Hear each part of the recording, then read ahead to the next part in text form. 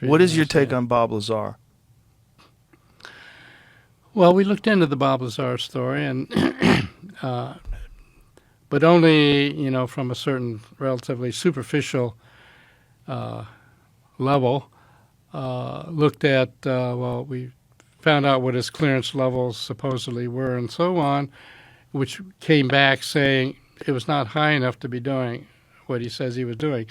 On the other hand, it may just simply be, yeah, it was better than that, but we didn't have the access to see that.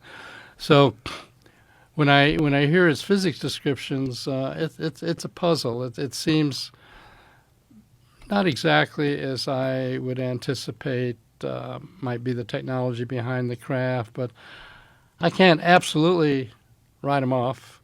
So it's an enigma, and I don't have any hard data to prove one way or the other. So it's I know you've talked to him. And, Yeah, uh, it's a fascinating puzzle it is a fascinating puzzle. because that would be the place. S4 would be the place where they would do that kind of work.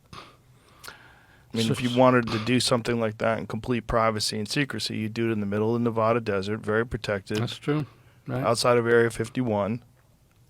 So even when people that have high clearances go and say, "Well, tell me about this. What's behind this?"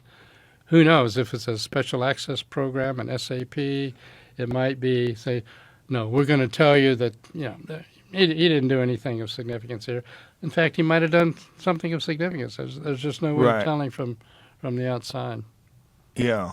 Yeah. So the actual generator, the thing that powers the craft that Lazar talked about, what was your take on that? This idea that it was element 115, that when it encounters high radiation, it has some sort of an anti-gravitational effect, some warp effect. Well, there are two aspects. One is what is the material or mechanisms that generate the effects.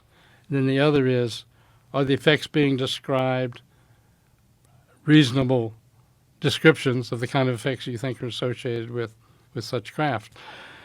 On the element 115, as you know, in the general scientific community, we've seen element 115, but it's very short-lived.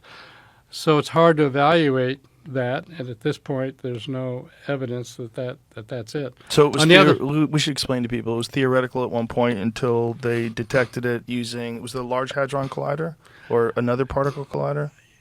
right now, I think it was a particle collider in Soviet Union or in Russia. And I believe. it's very short-lasting. Yeah. But the idea is that what Lazar was in possession of, or what the craft was powered by, was some sort of a stable version of element 115. That's what he says. So, in general, it was known that and predicted that there was an island of stability, as we call it, on some of these higher elements in the periodic table that are beyond uranium and so on. But really no data predicted as to what their lifetimes would be. And so element 115 is in that bunch, and when he first discussed it, it hadn't been seen yet. Or this is way back in This is 1989. way back, that's right. But eventually that element was detected, although the version of it that was detected had a very short lifetime. But of course, there may be some other isotope of that element that could have a long lifetime. Who knows? So it's just hard to evaluate. So it sits in my gray box, as I say.